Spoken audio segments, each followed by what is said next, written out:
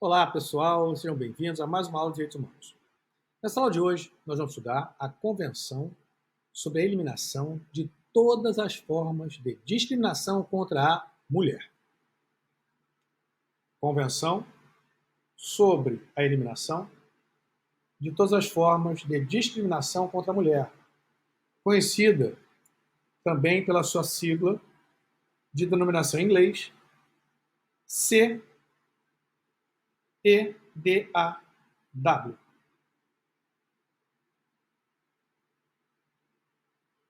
Chama atenção, as bancas adoram usar essa sigla, hein? É muito comum.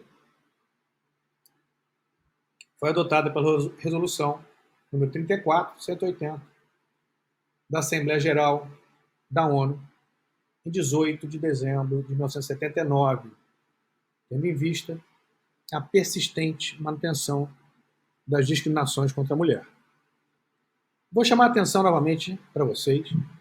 Nós já indicamos em aulas anteriores os principais textos internacionais e aqueles também mais cobrados em concurso público, entre eles essa respectiva convenção. Principais textos, não necessariamente convenções ou tratados internacionais, tá? A Magna Carta, a Grande Carta, 1215, Inglaterra, Edito da Pacificação de Nantes, França, 1598, Petição de Direitos, Petition of Rights, Inglaterra, 1628, Habeas Corpus, também Inglaterra, 1679, o Habeas Corpus Act, Declaração de Direitos, Inglaterra, 1689, Bill of Rights. Não confundir com Petition of Rights. Aqui, Bill of Rights. Declaração de Direito da Virgínia, 1776, Estados Unidos. Declaração de Independência Americana, 4 de julho de 1776, também Estados Unidos. Declaração de Direitos do Homem e do Cidadão, 1789, França. Declaração dos Direitos da Mulher e da Cidadã, 1791, França. Constituição Francesa, de 1791. Declaração de Direitos dos Estados Unidos, chamado Bill of Rights americano, 1791. Declaração dos Direitos e Deveres do Homem Social, consagrada pela Convenção de Genebra, 1793. Declaração de Direitos do Homem e do Cidadão, do ano 1, 1793. Constituição do Reino da Bélgica, 1831. Abolições da escravatura. Declaração de Direitos da Libéria, 1847. Constituição da Segunda República, 1848. Constituição da Argentina, 1853. Constituição da República da Bolívia, 1888. Constituição dos Estados do México, 1917, conhecida inclusive como a primeira Constituição a estabelecer direitos sociais, Constituição Mexicana, 1917. Constituição, portanto, primeira a estabelecer direitos sociais, não foi a de Weimar, como se costuma dizer. Declaração dos Direitos do Povo, Trabalhador e Explorado. Constituição Alemã de Weimar. Discurso das Quatro Liberdades, Estados Unidos. Carta do Atlântico, Grã-Bretanha e Estados Unidos. Carta do Conselho Nacional de Resistência. Declaração da Filadélfia. Carta das Nações Unidas de 45. Declaração Universal dos Direitos Humanos, olha só, importantíssimo, 1948. Pactos e protocolos que complementam a Declaração Universal. Ato Constitutivo da Unesco. Declaração da Conferência de Viena. Direitos dos Trabalhadores e Convenções da OIT. Convenção contra a Discriminação no Domínio do Ensino. Convenção Internacional sobre a Eliminação de todas as formas de discriminação racial, importantíssima, importantíssima. Convenção Interamericana de Direitos Humanos, não preciso nem dizer a importância, Declaração da Unesco sobre a raça e os preconceitos raciais. E o nosso objeto propriamente de estudo dessa aula, Convenção Internacional sobre a eliminação de todas as formas de discriminação em face das mulheres. E ainda, para citarmos, Declaração da Conferência Mundial de Pequim sobre as Mulheres, Convenção relativa ao Estatuto dos Refugiados, estatuto esse também já foi objeto de aula própria, Convenção Internacional dos Direitos da Criança, Declaração dos Direitos das Pessoas Pertencentes às Minorias, Convenção para a Prevenção e Repressão do Crime de Genocídio, Convenção Internacional contra a Tortura e outras penas ou tratamentos cruéis, desumanos ou degradantes, também fundamental, Declaração Universal sobre o Genoma Humano e os Direitos Humanos, essa de 1997, Unesco, Convenção referente à proteção do patrimônio mundial, cultural e natural, Declaração de Estocolmo sobre o meio ambiente, Declaração do Rio sobre o meio ambiente e desenvolvimento, Convenção sobre os direitos das pessoas com deficiência e, por fim, Estatuto de Roma, que criou e instituiu o Tribunal Penal Internacional, Convenção para Prevenção e Repressão do Crime de Genocídio. Como falado, o objeto do nosso estudo, Convenção Internacional sobre a Eliminação de todas as formas de discriminação em face das mulheres. Chamo a atenção novamente para a sigla muito utilizada nas provas de concurso, CEDAW, Convenção sobre a Eliminação de todas as formas de discriminação contra a mulher, de 18 de dezembro de 1979. O primeiro destaque aqui, importante, é o que se considera discriminação contra a mulher. Qualquer distinção, exclusão, restrição a direitos baseado no sexo, baseado na condição de mulher. Mas veja, aquelas distinções que têm uma finalidade própria, que é prejudicar, afastar, restringir o acesso, dificultar, prejudicar a mulher, tendo em conta o seu sexo, a sua condição de mulher.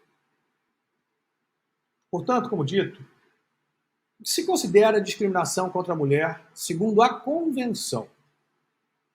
Toda distinção, exclusão ou restrição baseada no sexo. Mas aqui, muito cuidado, que tenha por objeto o resultado prejudicar ou anular o reconhecimento, o gozo ou exercício dos direitos pela mulher. Um tratamento diferenciado que busque garantir à mulher acesso a direitos que ela não tem, tratamento diferenciado nesse caso, que não busca prejudicar, mas igualar, conferir direitos. Esse tratamento, ele não é vedado, ele não viola a Convenção.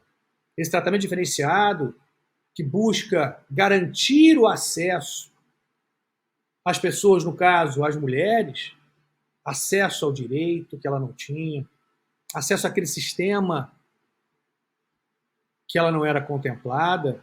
Esse tratamento diferenciado, ele é baseado no próprio direito à igualdade em sentido material.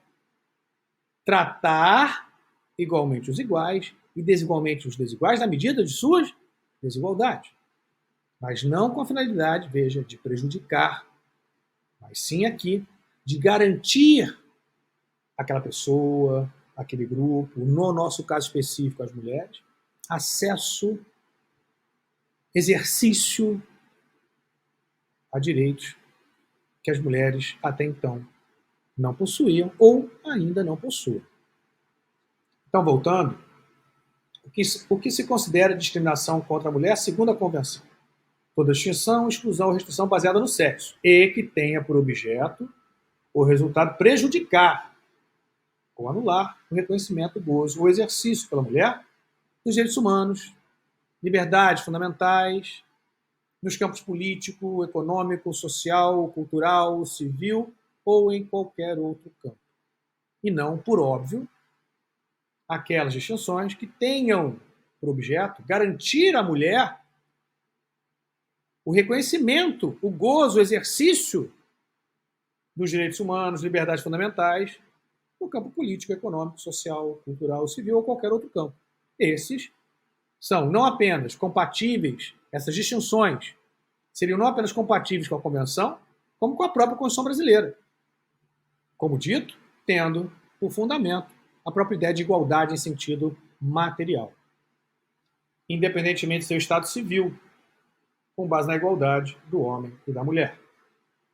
Eu vou trazer para vocês um caso muito importante, chamado caso Aline Pimentel versus Brasil. É um caso que merece também destaque, merece a atenção de vocês. É um fato reconhecido por todos, que o Brasil, estamos falando do Brasil, mas isso, infelizmente, é algo que é recorrente no mundo de uma forma geral, a violência contra a mulher é algo gravíssimo. É algo gravíssimo.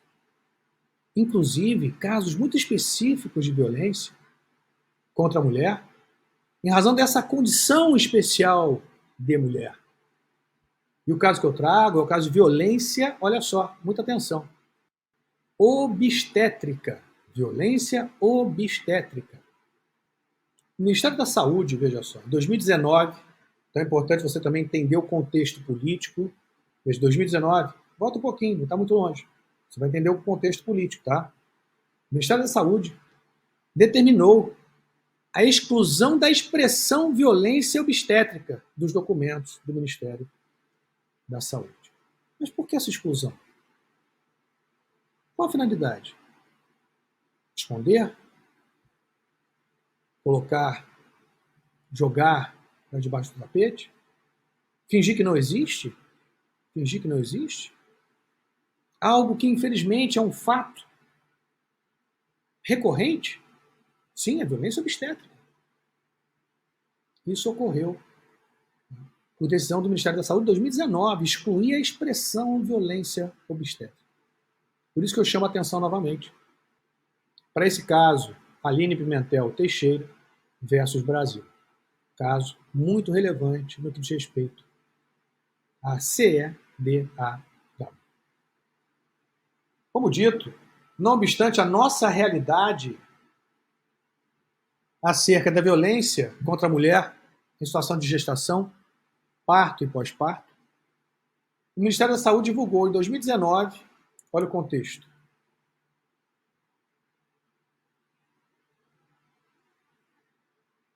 orientação no sentido de que o termo violência obstétrica deveria ser evitado ou mesmo abolido dos documentos da pasta. A argumentação, resumindo, é que a terminologia não contribui para o aprimoramento das políticas públicas e, de certa forma, ofende os profissionais de saúde que atuam na seara obstétrica. A expressão ofende os profissionais de saúde? Essa expressão constata violência praticada por maus profissionais, não pelos bons profissionais, pelos maus profissionais. Então, esconder a expressão, será que isso é efetivo para a proteção? Para que se impeça essa violência contra a mulher, que é, como dito, recorrente, comum, infelizmente? Não parece. Não parece que seja adequado à proteção da mulher você simplesmente esconder um fato. A partir do momento que você não mais utiliza aquela expressão, essa violência não mais existe. Não, a violência de fato vai continuar existindo. Ocorre, como se pode verificar no informe da Defensoria Pública Estadual de São Paulo. Olha aí, atenção, hein? Informe da Defensoria Pública Estadual de São Paulo. A utilização do termo violência obstétrica passa longe da intenção de desmerecer o trabalho dos profissionais da área de saúde. Por óbvio que a finalidade não é ofender os profissionais da área de saúde, mas destacar que existem maus profissionais na área de saúde e que as mulheres são, de forma recorrente, algo que não é estranho à realidade, submetidas a esse tipo de violência, além de tantos outros. Não é jogando a sujeira para baixo do tapete que a violência, de fato, que você vai fazer com que essa violência, que é real, desapareça. Não é eliminando a expressão que você vai proteger a mulher. Assim, conforme informe da Defensoria Pública Estadual de São Paulo, a utilização do termo violência obstétrica passa longe da intenção de desmerecer o trabalho dos profissionais da área de saúde ou atrapalhar o desenvolvimento das políticas públicas. Pelo contrário, visa, como eu disse, alertar que no meio obstétrico existem maus profissionais. Existem práticas que devem ser abolidas, como comentários maldosos direcionados à parturiente, a negativa de atendimento sem justa causa, a adoção de procedimentos médicos durante o parto sem autorização ou consentimento da parturiente, por exemplo, aplicar anestesia e fazer uma cesárea. Veja, sem autorização, sem consentimento, dentre outras formas de violência chamada de violência obstétrica. 27 de agosto de 2020, foi editada a portaria 2282, que traz alguns pontos críticos sobre o tema. Vamos agora chamar a atenção para o caso Aline Teixeira. Caso Aline Pimentel Teixeira, Aline Pimentel versus Brasil. No sistema onusiano global, não existe um Tribunal Internacional de Direitos Humanos com competência semelhante à Corte IDH no sistema regional americano. Importante aqui destacar, também já foi objeto de aulas anteriores, que o TPI não julga estados-partes, e sim pessoas que cometem crimes graves. Então, sempre importante esse destaque. Aqui o que se quer é julgar o país, o Estado. O Tribunal Penal Internacional julga pessoas, tá? Nesse caso, há no sistema global os chamados comitês, conhecido também como Treaty Bodies, sendo estes responsáveis por monitorar a implementação dos respectivos tratados. O sistema de petições individuais, por meio do qual a vítima de determinada violação de direitos humanos, cumprindo certos requisitos, como esgotamento de recursos internos, ausência de jurisprudência internacional e outros, é um dos mecanismos de proteção de competência dos comitês. Ou seja, petições individuais, tá? Que a vítima pode endereçar a esses comitês. De todo modo, da mesma forma como ocorre no sistema regional americano, em que a competência contenciosa da corte, não do comitê, IDH, precisa ser aceita pelos Estados-partes da CADH, Convenção Americana de Direitos Humanos, para de fato ser ativada. No sistema global, a competência dos comitês também depende de declaração especial ou da ratificação de um protocolo facultativo. E agora vamos estabelecer a relação com esse caso, Aline Pimentel, Aline Teixeira. Relação com o caso Aline Pimentel. Como eu disse, na prova pode vir Aline Teixeira, Aline Pimentel Teixeira. Em relação com o caso Aline Pimentel. Foi exatamente no comitê da convenção. No comitê, tá?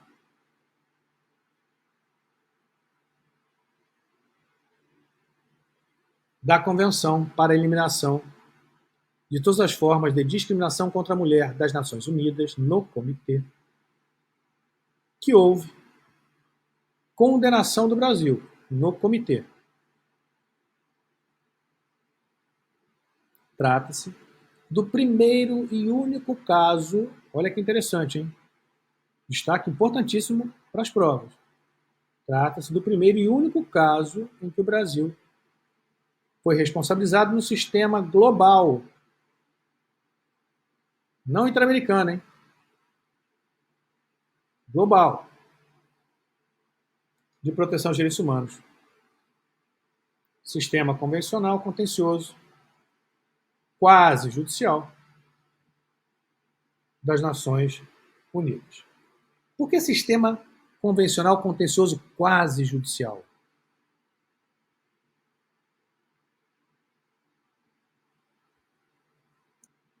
Convencional, que é previsto em convenções internacionais.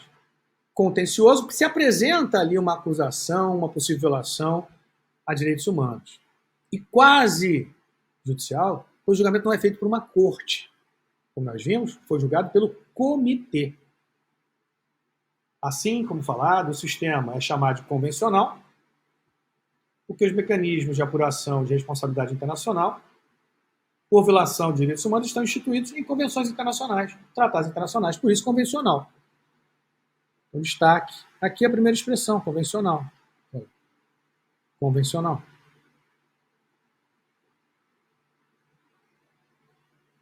É contencioso, contencioso,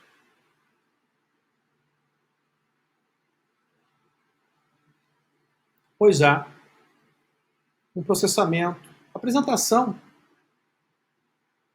de uma possível acusação quanto às violações de direitos humanos em um órgão estabelecido pela própria convenção, submetido aos ditames contraditórios em ampla defesa. E, por fim, quase judicial, que, como falado, não há julgamento por uma corte, por um tribunal, mas sim por um comitê. Por isso, quase judicial. Não há uma corte ou tribunal internacional atuante, mas apenas os comitês instituídos pelas convenções onusianas. Leia-se convenções globais. Agora vamos entender propriamente o caso. Em 2002, Aline Pimentel, à época com 27 anos, afrodescendente, de baixa renda, quando do sexto mês de gravidez, dirigiu-se até a maternidade, onde já realizava o seu pré-natal, em Belford Roxo, Baixada Fluminense, Rio de Janeiro, em razão de náuseas e fortes dores abdominais. Foi medicada com analgésico e recebeu liberação para voltar para casa. Veja que vocês que não estão necessariamente submetidos a essa realidade, ou eventualmente estão, mas ainda que não esteja, você sabe, você conhece essa realidade. Primeiro você vai ter que ir lá nesse posto médico de atendimento, horas para ser atendido, e os exames são absolutamente superficiais. Aí você tem uma grávida, sexto mês de gestação, aí vai lá dizendo que sente dores, reclamando, toma um analgésico. Sim, isso você pode receitar, eu posso receitar, toma um analgésico. Isso, infelizmente, e não só contra mulheres, tá? Não só contra mulheres, de uma forma geral.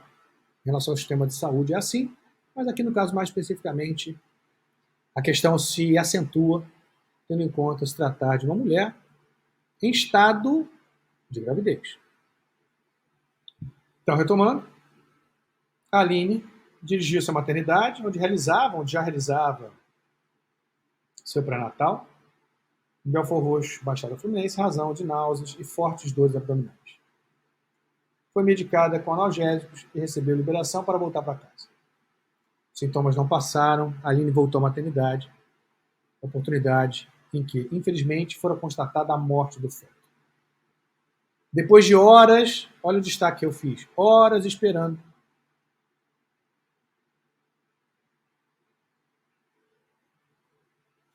a Aline foi submetida a uma cirurgia para a retirada dos restos da placenta. No entanto, o quadro da paciente se agravou, sendo necessária a transferência para um hospital público. Veja que não é necessariamente, tá? Não ocorre necessariamente apenas na rede pública, rede particular também. A Aline sofreu hemorragia durante 24 horas, até que sua transferência fosse liberada, tendo em vista que a maternidade em que se encontrava, ou em que ela estava, não encontrava ficha médica da gestante para viabilizar a transferência. Porém, os absurdos não pararam por aí. Reafirmo o destaque, não é só a rede pública, tá? Essa violência ela acontece também na rede particular, como aqui no caso. Ao chegar no hospital público, mesmo seu caso tendo sido identificado como gravidez de alto risco, a gestante passou 8 horas no corredor do hospital sem atendimento, sob pena ou sob a justificativa de ausência de leito emergencial. Isso fez que a Aline, em razão da hemorragia resultante do parto do feto morto, viesse a óbito. Ou seja, a Aline faleceu. O Centro de Direitos Reprodutivos e Advocacia Cidadã pelos Direitos Humanos, representado pela mãe de Aline Pimentel, peticionou ao Comitê para a Eliminação de Todas as Formas de Discriminação contra as Mulheres, CEDAW, que condenou o Brasil no referido caso, reconhecendo que, de fato, o Estado brasileiro atuou de forma insuficiente. Chama a atenção para um importante princípio de direitos fundamentais de direitos humanos, utilizado muito pelo Supremo Tribunal Federal. O princípio da proteção insuficiente. É um desdobramento do próprio princípio da proporcionalidade, tá? E aqui a gente vê esse destaque. O Estado brasileiro atuou de forma insuficiente. Ou seja, princípio da proteção insuficiente, que é um dos desdobramentos do princípio da proporcionalidade. Tanto com proibição de excesso, com proibição da proteção insuficiente. Na proteção dos direitos humanos, a vida, a saúde e a não discriminação no acesso à saúde. De acordo com a decisão do comitê, as recomendações ao Brasil foram as seguintes, sobre o autor e a família da senhora da Silva Pimentel Teixeira. Prestar reparação adequada, incluindo indenização financeira, ao autor e à filha da senhora da Silva Pimentel Teixeira, proporcional à gravidade das violações contra ela. Disposições gerais. A. Assegurar o direito das mulheres à maternidade segura, é o acesso à assistência médica emergencial adequada, a preços acessíveis, de acordo com a Recomendação Geral número 24, de 1999, sobre as mulheres e a saúde, proporcionar formação profissional adequada para os trabalhadores da área de saúde, especialmente sobre os direitos reprodutivos das mulheres à saúde, incluindo tratamento médico de qualidade durante a gravidez e o parto, bem como assistência obstétrica emergencial adequada. Assegurar o acesso a medidas eficazes nos casos em que os direitos das mulheres à saúde reprodutiva tenham sido violados e prover a formação de pessoal do Poder Judiciário responsável pela aplicação da lei. B. Assegurar que as instalações de assistência médica privada satisfaçam normas nacionais e internacionais em saúde reprodutiva. Como eu disse, não só na rede pública. O Estado regular e fiscalizar a rede privada é essencial. É assegurar as sanções adequadas, que as sanções adequadas sejam impostas a profissionais de saúde que violem os direitos de saúde reprodutiva das mulheres. E F. Reduzir as mortes maternas evitáveis, através da implementação do Acordo Nacional pela redução da mortalidade materna nos níveis estadual e municipal, inclusive através da criação de comitês de mortalidade materna em lugares onde tais comitês ainda não existem, de acordo com as recomendações em suas observações finais para o Brasil, adotadas em 15 de agosto de 2007. Essas foram, portanto, as sanções impostas e as recomendações do Comitê para o Estado brasileiro. Faço ainda um último destaque à DPF 442, em que se discute o direito da mulher ao aborto. O direito da mulher ao aborto. Um tema muito importante, que está tramitando lá no STF. O STF vem postergando um pouco, né? Pede vista aqui, pede vista ali. Intenção que o legislador atue para excluir do crime, do Código Penal, o aborto voluntário até determinado período de gestação, a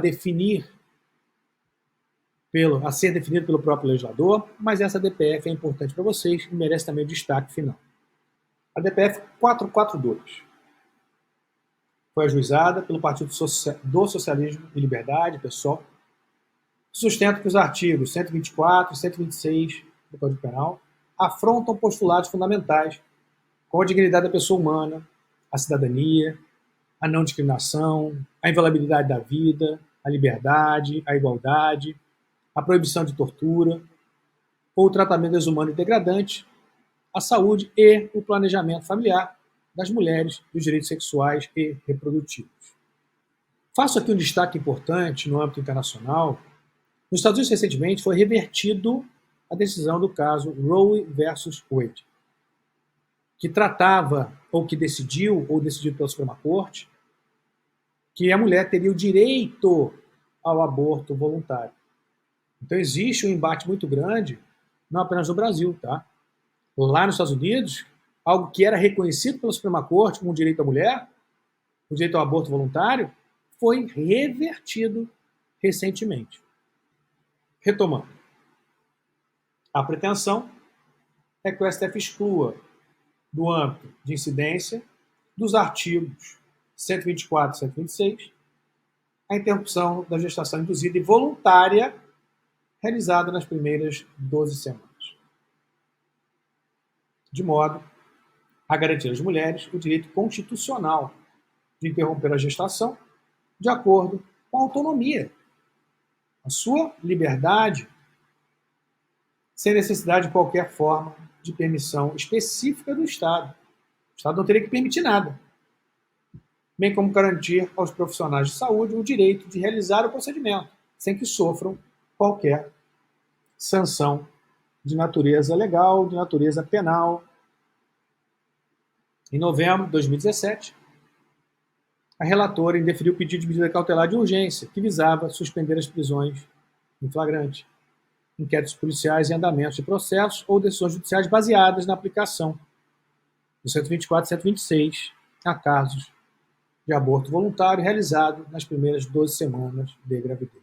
A relatora indeferiu o pedido de medida cautelar. Tema de alta relevância, inclusive, a Defensoria Pública do Estado do Rio de Janeiro atua como amicus curiae na DPF 442. Fechamos, então, o nosso exame da Convenção sobre a Eliminação de todas as formas de discriminação contra as mulheres. Abraço grande, bom estudo a todos. Até a próxima.